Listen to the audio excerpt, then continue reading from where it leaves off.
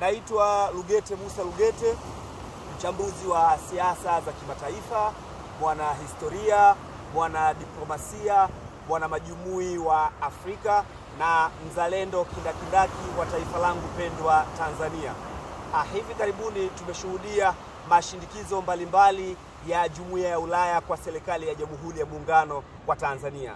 Wote tunafahamu kwamba mwaka 1969 dunia ilishuhudia utiaji wa saini wa mkataba wa Vienna ambao una mambo matatu: moja, hairuhusiwi taifa moja kuingilia maamuzi ya taifa lingine; lakini mbili, kesi zote ambazo ziko mahakamani kwa wanachama wa Umoja wa Mataifa, kesi hizo hazipaswi kuzungumzwa popote mpaka pale hukumu ya mahakama itakapotoka. Lakini namba tatu, kila taifa lina haki ya kulinda mambo yake ya ndani na halipaswi kuingiliwa ile the principle of sovereignty. Kwa kweli wanachokifanya Umoja wa Ulaya kwa mataifa ya Afrika, hasa Tanzania, ni jambo ambalo halikubaliki, na sisi kama wazalendo tunapaswa kulipinga kwa hali na mali, kuonesha kwamba tunalijali taifa letu na tuko tayari kulifia kwa aina yoyote. Lakini kitu kingine ambacho napaswa kusema, Umoja wa Ulaya wameshindwa kushughulikia mambo muhimu ndani ya Ulaya. Mfano,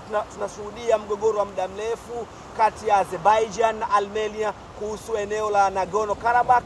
Umoja wa Ulaya, kwa nini mmeshindwa kushughulikia swala hilo ambalo liko mlangoni kwenu? Lakini la pili, Umoja wa Ulaya umeshindwa kushughulikia swala wa Catalonia ambao wanataka kujitenga na Spain toka 1931, na mpaka leo hii kwa taarifa nilizo nazo kuna zaidi ya wafungwa 41 wa Catalonia ambao wako Madrid gerezani. Kwa nini Umoja wa Ulaya mnashindwa kulipigia kelele hilo? Lakini kitu kingine ambacho Umoja wa Ulaya umeshindwa ni mgogoro kati ya Ugiriki pamoja na taifa la Uturuki kuhusu visiwa vya Kappadokia na Lesbos. Kwa nini Umoja wa Ulaya hilo mnalishindwa? Lakini mmeweka nguvu kwa mataifa ya Afrika, au kwa sababu ya hiyo misaada yenu ambayo haina tija kwa maslahi ya ukuaji wa uchumi wa Afrika. Sasa ni muda mwafaka kwa mataifa ya Umoja wa Ulaya kujikita na mambo yenu ya ndani kuliko kuingilia uhuru na maslahi mapana ya Afrika. Afrika inajiweza na inaweza ikaishi bila Umoja wa Ulaya, lakini Ulaya haiwezi kuishi bila Afrika. Ukiangalia 90% ya ardhi ya Umoja wa Ulaya ni mawe matupu na barafu. Kwa hiyo ni lazima mtegemee rasilimali zetu. Ni muhimu tuishi katika misingi ya kuheshimiana na masuala ya economic diplomacy. Wawekezaji wenu wafaidike na mataifa ya Afrika kufaidika, kuliko kuja kuingilia uhuru wa mataifa ya Afrika ni kinyume na Umoja wa Mataifa.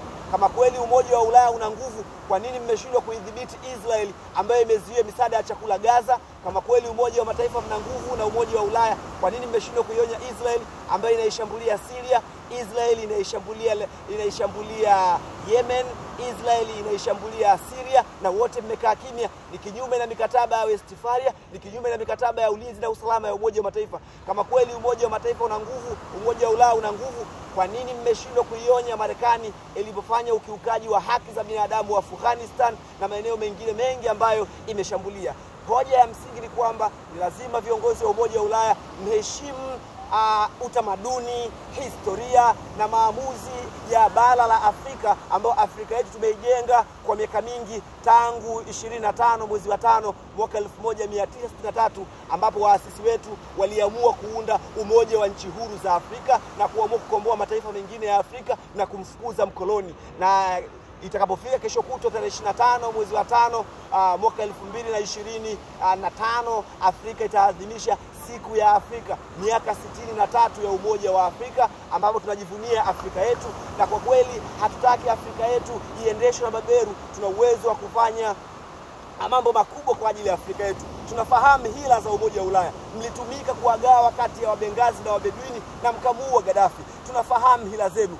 Mlitumika kumuua Thomas Isidore Sankara wa Burkina Faso. Tunafahamu njama zenu. Mmekuwa mkifadhili mapinduzi na migogoro mbalimbali Afrika ili kusudi muweze kutawala na kupora rasilimali zetu. Kwa sasa hivi tumeelimika, elimu tunayo, historia tunaijua, na malengo yenu ya kifedhuli tunayajua kwamba hamuitakii mema Afrika. Kwa maana hiyo, sisi wasomi na wazalendo tutaendelea kuitetea Afrika na kuisemea Tanzania dhidi ya njama zenu ovu. Asante sana. Lugete Musa Lugete, mchambuzi wa siasa za kimataifa.